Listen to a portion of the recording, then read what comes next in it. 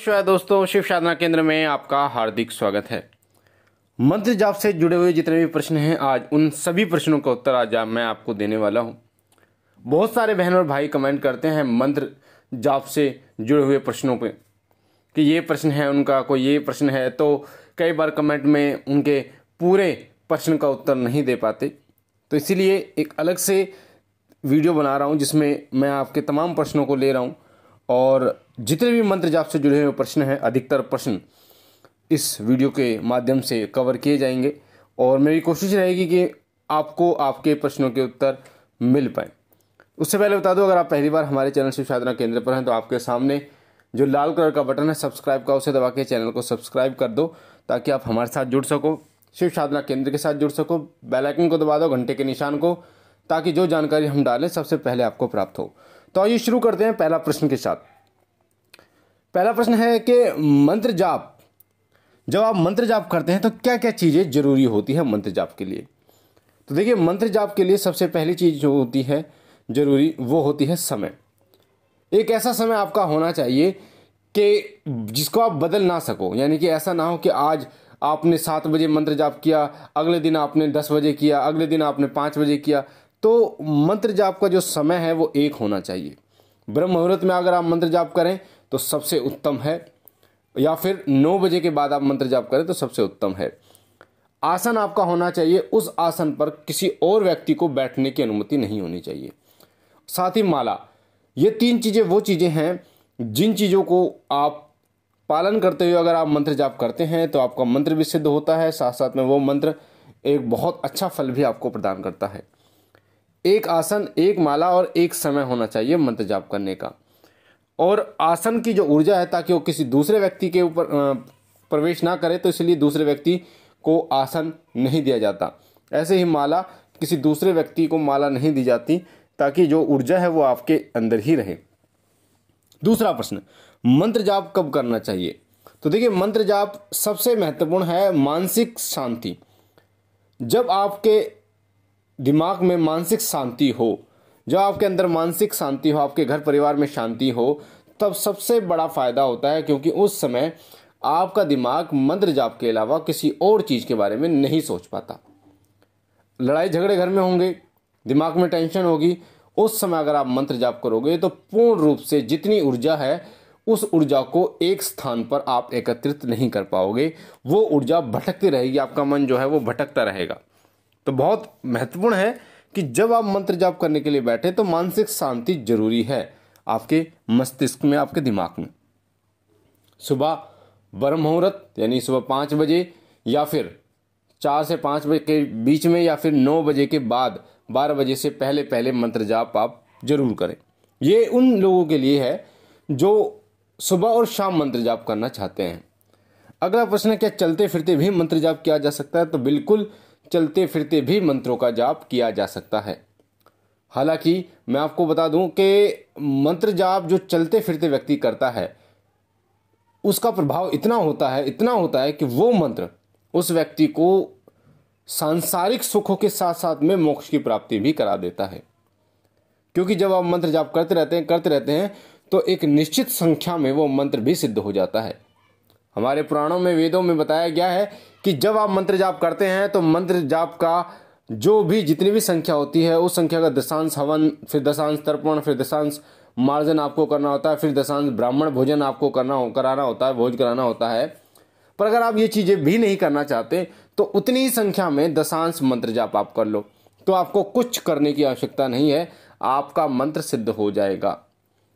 उसी प्रकार से जो चलते फिरते लोग मंत्र जाप करते हैं उन लोगों में यही चीज होती है कि कई लोगों के साथ ये घटनाएं घटित हुई हैं, कई लोगों के साथ ऐसा हुआ है कि वो मंत्र जाप करते करते देवता के दर्शन हो गए, या सवारी आ गई, चलते फिरते जो वो मंत्र जाप करते हैं, या फिर इतनी कृपा हो गई कि उनका गृहस्थी जीवन इतना सुखमय बन गया कि उसके नकारात्मक जितनी भी ऊर्जाएं हैं वो घर से बाहर निकल गई, शरीर से बाहर निकल गई। तो इसका मेन कारण यही होता है कि इतना मंत्र जाप वो कर चुके होते हैं कि वो मंत्र अपनी पूर्णता पर पहुंच चुका होता है।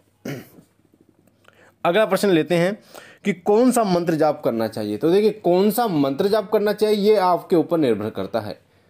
वैसे तो गुरुमुख से निकला हुआ जो मंत्र आपको प्राप्त होता है वही मंत्र सबसे श्रेष्ठ होता है। वही मंत्र आपको जाप करना चाहिए जो गुरु के द्वारा आपको प्रदान किया गया हो। ये मायने नहीं रखता कि जो गुरुमुख से मंत्र आपको दिया गया है वो किस देवता का मंत्र है। कई लोग ये सोचने लगते हैं कि जी मैं तो उपासना करता हूँ भगवान श्री कृष्ण की और मेरे गुरु ने भगवान शिव का मंत्र दिया है, मेरे गुरु ने मुझे हनुमान जी का मंत्र दिया है, मेरे गुरु ने माता दुर्गा का मंत्र दिया है और मैं उपासना करता हूँ, भगवान शिव की उपासना करता हूँ या भगवान कृष्ण की उपासना करता हूँ या किसी ग्रामीण देवता की उपासना करता हूँ और मुझे मंत्र दिया है भगवान शिव का, तो उससे कोई प्रभाव नहीं होता। जो गुरु मंत्र होता है, गुरु मंत्र से आपके इष्ट देव जागृत होते हैं, चाहे वो किसी भी देवता का मंत्र हो। तो सबसे पहले जिन लोगों को गुरु मंत्र मिला है उन्हें गुरु मंत्र का ही जाप करना चाहिए पूर्ण निष्ठा से। उसके बाद अगर वो चाहें तो अपने इष्ट देव के हिसाब से वो अपना मंत्र का जाप कर सकते हैं। जैसे ओम नमः शिवाय भगवान शिव के जो उपासक हैं वो कर सकते हैं, ओम दम दुर्गाय नमः माता दुर्गा के उपासक हैं, ओम क्रीम कालिकाय नमः माता काली के उपासक हैं, ओम हनुमते नमः जो हनुमान महाराज के उपासक हैं, ओम क्रीम कृष्णाय नमः जो भगवान कृष्ण के उपासक हैं। तो जो जिसका उपासक है वो उसका मंत्र जाप कर सकता है। ओम नमः भगवते वासुदेवाय नमः भगवान विष्णु के उपासक हैं, तो जो जिसके उपासक हैं वो उसका कर सकते हैं। साथ साथ में आप बीज मंत्रों का भी जाप आप कर सकते हैं, क्रीम श्रीम ह्रीम राम, ये जो बीज मंत्र होते हैं इनका भी आप जाप कर सकते हैं। अगला प्रश्न है, क्या बिना स्नान किए जाप किया जा सकता है? तो देखिए, बिना स्नान किए जाप किया जा सकता है। हमारे जो शास्त्र हैं उनमें आचमन की एक क्रिया है। आचमन आप सीख लीजिए, आचमन कैसे किया जाता है। आचमन करने के बाद शुद्धिकरण हो जाता है, उसके बाद आप मंत्र जाप आप कर सकते हैं। वैसे मुंह हाथ धोकर भी मंत्र जाप कर सकते हैं, पर यह आपके ऊपर निर्भर करता है कि कितनी पवित्रता आप रखेंगे। अब उन लोगों के लिए जो जिनके कपड़े गंदे हैं या आंतरिक रूप से जो गंदे हैं, आंतरिक रूप से जो स्वच्छ नहीं है, तो उनके लिए तो नहाना और कपड़े बदलना बहुत अनिवार्य है। बिना नहाए उन लोगों के लिए कहा जाता है जो अपना ध्यान रखते हैं, यानी कपड़े गंदे ना हो, कोई ऐसा कार्य ना किया हो जिससे दूषित हुए हो, जैसे सहवास में वो ना गए हों, तो भी वो मुंह हाथ धोकर मंत्र जाप कर सकते हैं। अगला प्रश्न है, क्या बिना संकल्प से मंत्र जाप का फायदा मिलता है? तो देखिए, बिल्कुल बिना संकल्प के द्वारा किया गया मंत्र जाप भी फायदा देता है, पर उसकी कोई समय सीमा नहीं होती। आप ये सोचो कि मैं चलते फिरते जाप कर रहा हूँ या फिर बिना संकल्प के जाप कर रहा हूँ, 1 साल हो गया, उसका फल मुझे प्राप्त नहीं हुआ। उसका फल आपको आपके जाप के बीच में भी प्राप्त हो सकता है, जाप के बाद भी आपको प्राप्त हो सकता है। उसका कोई समय नहीं होता वो आपको कब प्राप्त होगा, क्योंकि वो देवता के ऊपर निर्भर करता है कि उस जाप का फल वो आपको कब प्रदान कर रहे हैं। पर जो संकल्प के साथ जो किया जाता है, जो मंत्र संकल्प के साथ किया जाता है मंत्र जाप, तो उस समय आपकी इच्छा, आपकी मनोकामना भी उसमें जुड़ी होती है, तो एक समय सीमा भी जुड़ी होती है। तो उसी समय सीमा के बाद आपकी इच्छा पूर्ण हो जाती है अगर आप संकल्प लेके किसी मंत्र का जाप करते हैं। अगला प्रश्न है, क्या बिना गुरु के भी मंत्र जाप किया जा सकता है? तो बिल्कुल बिना गुरु के भी मंत्र जाप किया जा सकता है। भगवान शिव को प्रणाम करते हुए उनको गुरु मानकर आप मंत्र जाप आप कर सकते हैं। हालांकि कुल देवी और कुल देवता का मंत्र जाप आप ऐसे ही कर सकते हैं, उनमें गुरु की आवश्यकता भी नहीं होती। और साथ ही जैसे मैंने ओम नमः शिवाय मंत्र बताया, ओम दुर्गाय मंत्र बताया या ओम हनुमते मंत्र बताया आपको, और भी भगवान ओम नमः भगवते वासुदेवाय नमः मंत्र बताया, तो इनको तो आप बिना गुरु के भी कर सकते हैं। पर कई बहन और भाई शाबर मंत्रों को उठा लेते हैं बिना गुरु के, जो गलत है। तांत्रिक मंत्रों को उठा लेते हैं, जो गलत है। साथ ही कई ऐसे उग्र मंत्र हैं जिनको उठा लेते हैं, जिनमें बीज मंत्रों का सबसे ज़्यादा प्रयोग किया जाता है। तो इन मंत्रों का जाप बिना गुरु के ना करें। जैसे नवाण मंत्र में बीज मंत्रों का उपयोग सबसे ज़्यादा किया गया है, तो बिना गुरु के अगर आप कर रहे हैं तो पूर्ण विधि से भगवान शिव को गुरु मानकर कीजिए, मंत्र जाप कीजिए, वरना बिना गुरु के आप इन मंत्रों का जाप बिल्कुल भी ना करें। इनका नकारात्मक प्रभाव भी आपके जीवन पर पड़ता है। अगला प्रश्न कि मंत्र का फल कब मिलता है? तो देखिए, मंत्र का फल मैंने आपको पहले प्रश्न में बताया कि मंत्र का फल आपके संकल्प के ऊपर निर्भर करता है। आपने अगर संकल्प लिया है तो एक निश्चित समय में उसका फल आपको प्राप्त हो जाता है, नहीं लिया तो वो देवता के ऊपर निर्भर करता है कि फल आपको वो कब देंगे। अगला प्रश्न है, मंत्र सिद्ध कब होता है, उसके क्या लक्षण होते हैं? तो देखिए, जब मंत्र सिद्ध होता है तो एक निश्चित संख्या पर जाकर मंत्र सिद्ध होता है। सभी मंत्र कीलित होते हैं, पर जब आप निश्चित संख्या पर जाते हैं, जैसे आपने देखा होगा कि किसी पत्थर को तोड़ने के लिए आप बार बार उसमें मारते रहो, पर जब एक निश्चित संख्या पर एक ऐसी समय आता है, एक ऐसी संख्या आती है जब एक चोट में ही वो पत्थर टूट जाता है। तो ऐसा नहीं है कि वो एक ही चोट में टूटा है, कई चोटें मारी गई हैं तब जाके अंत की चोट में वो टूटा। इसी प्रकार से मंत्र जो है वो कीलित होते हैं। तो जब आप निरंतर जाप करते रहते हैं तो एक संख्या पर आकर वो मंत्र उत्कीर्ण हो जाता है, यानी वो टूट जाता है, उसका जो कवच है उत्कीर्ण हो जाता है। और फिर वो मंत्र, जैसे किसी मंत्र की सिद्ध संख्या 1.25 लाख होती है, किसी की मंत्र संख्या 10 लाख होती है, 5 लाख होती है, और भी बहुत सारी होती है, 21,000 भी होती है, 10,000, 11,000 भी होती है शावर मंत्रों की, तो वो अलग अलग होती है। तो एक निश्चित संख्या पे जाके वो मंत्र जो है वो सिद्ध हो जाते हैं। तो लक्षण क्या है, मंत्र सिद्ध होने के लक्षण क्या हैं? तो देखिए, मंत्र सिद्ध होने के जो लक्षण हैं वो सबसे पहला लक्षण है होता है कि जब आपका मंत्र सिद्ध होता है तो आपकी ज्योत में फूल बनना शुरू हो जाता है, और वो कई कई बार फूल बनता है, यानी सुबह शाम फूल बनता है। साथ में कुछ घटनाएं आपको पहले से ही दिखने शुरू हो जाती हैं, आपके मुख से कुछ ऐसा निकल जाता है जो वही था, आप किसी के सामने जो बोलना चाह रहे थे वो ही सत्य हो जाता है। तो आपके साथ ऐसा भी हो जाता है।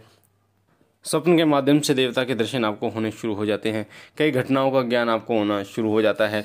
आपके मस्तिष्क में खुद एक ऐसी फिल्म चलने लगती है जिससे आपको ये पता चल जाता है कि अब यार ये ऐसा होने वाला है और ऐसा होगा।